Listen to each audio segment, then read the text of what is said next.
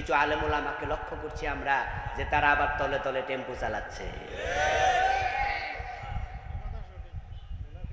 পাগড়ি মাথায় দিয়া, টুপি মাথায় দিয়া, আবার বিভিন্ন দলের কাছে যাইয়া একটা দুইটা এমপি নিয়ে নমিনেশন পায়, এই জন্য তারা ওদিকে হাত মিলাতে চায়। ইসলাম আমাদের একা না, ইসলাম নির্দিষ্ট কোন দল তার জন্য লিখে নেয়নি। চেষ্টা আমরা করছি।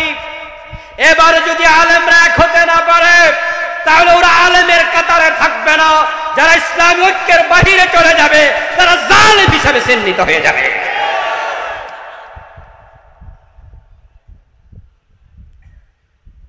ডাকসুতে সেখানে পাগড়িওয়ালা, আমার মতো বড় পাঞ্জাবিওয়ালা, জুব্বাওয়ালা ছাত্রের পার্সেন্টেজ কত কত পার্সেন্ট ছাত্র আমার মতো এরকম বড় কোটা গায়ে দিয়ে হাঁটে?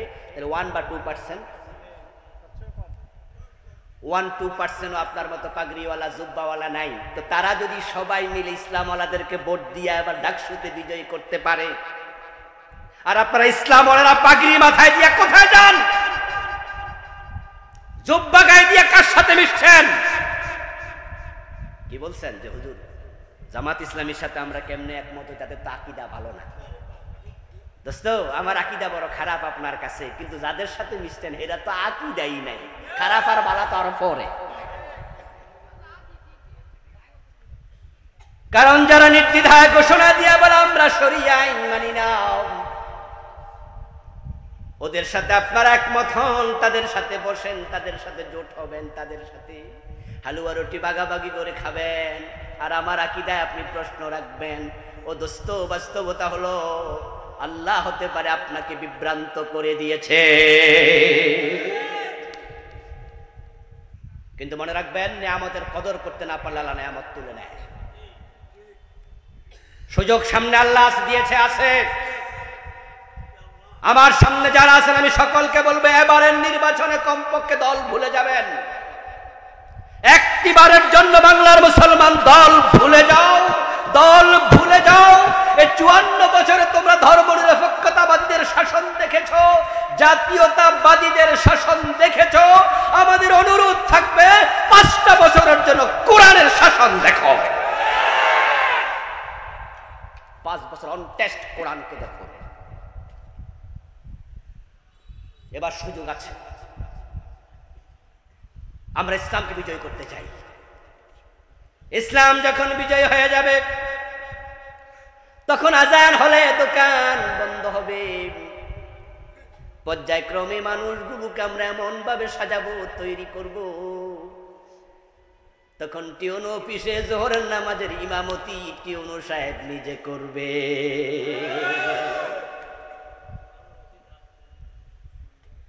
নবীজি মুহাম্মদ সাল্লাল্লাহু আলাইহি ওয়াসাল্লাম, উনি মদিনার প্রেসিডেন্ট ছিলেন, মসজিদে নববীর ইমাম ছিলেন।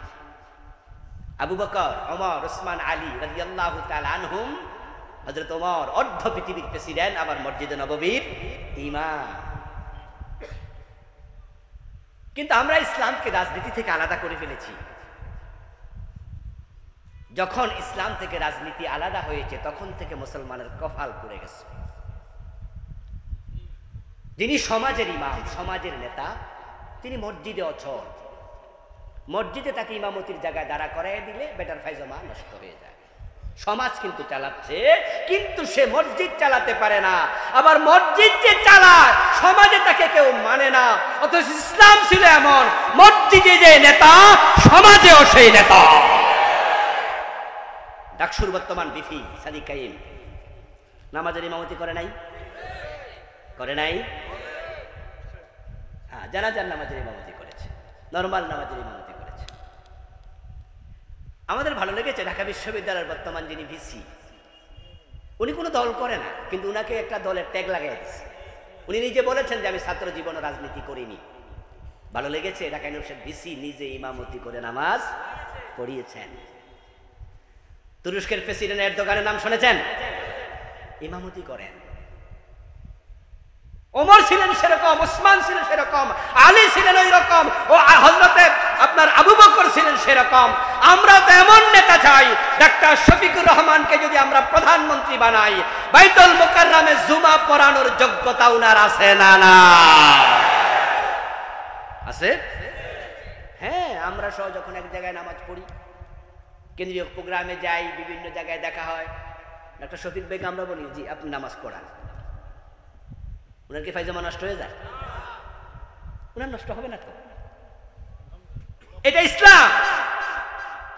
প্রিয় ভাইরা, দিন যখন বিজয় হয়ে যাবে, হিন্দু, বৌদ্ধ, ইহুদি, খ্রিস্টান, বাংলার 20 কোটি মুসলমান আমরা যারা আছি, আমরা ঘরের দরজা খুলে ঘুমাবো, কোনো ঘরে চোর ঢুকবে না, ইসলামের আইন চালু হবে।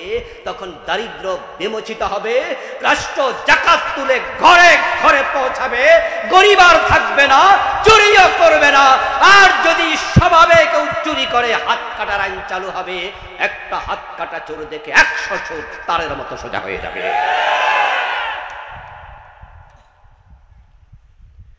الذين إن مكناهم في الأرض أقاموا الصلاة وآتوا الزكاة وأمروا بالمعروف ونهوا عن المنكر। سبحان الله।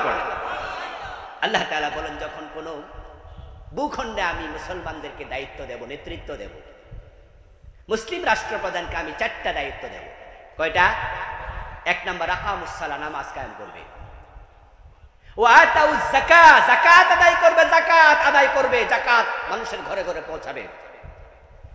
আমারু বিল মারুফ, সৎ কাজের আদেশ করবে। ওয়া নাহাউ আনিল মুনকার, অন্যায় দেখবে যেখানে রাষ্ট্র প্রতিরোধ করবে সেখানে।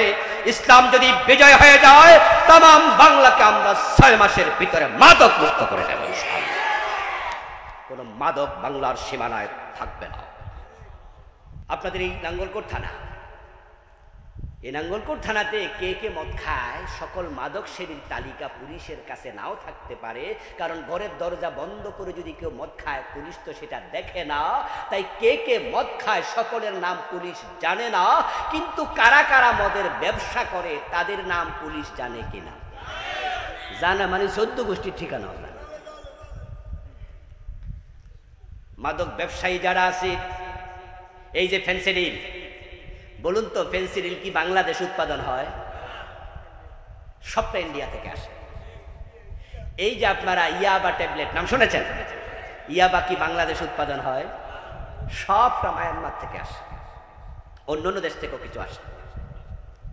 এই যে মদের বড় বড় বোতল দেখা যায় বিভিন্ন জায়গায়, শপিং মলে, শাহজালাল আপনার আন্তর্জাতিক বিমানবন্দরে মদের দোকান আছে, বড় মদের দোকান দেখেছেন আপনারা, ভিতরে আছে ডিউটি ফ্রি শপ, মদের এক একটা বোতল এত বড় উঁচু।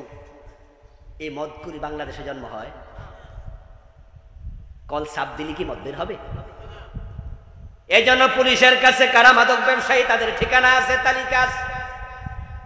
আগামী নির্বাচন ইসলাম যদি নাঙ্গলকোটে বিজয়ী হয়ে যায়, আপনাদের ইসলামওয়ালা এমপি ওসি সাহেবের সাথে বসবেন, বসে বলবেন, ওসি সাহেব, রাষ্ট্রের পক্ষ থেকে আমরা আপনাকে জানাই, এই নাঙ্গলকোটের সীমানায় যেন কোনো মাদক পাওয়া না যায়, পেন্সিডিল না থাকে, ইয়াবা না থাকে, কোনো মাদক না থাকে। যারা ব্যবসা করে সকলকে নোটিশ দিয়ে দেন, যদি মদ বিক্রি করছো ধরা পড়ো, খবর আছে, মদ পান করলে 80 বেত লাগানো হবে, আইন হয়ে গেছে। আর পুলিশ যদি অভিযান চালায়, মাদক বন্ধ করতে 6 মাসও লাগবে না, 1 মাসে মাদক বন্ধ হয়ে যাবে।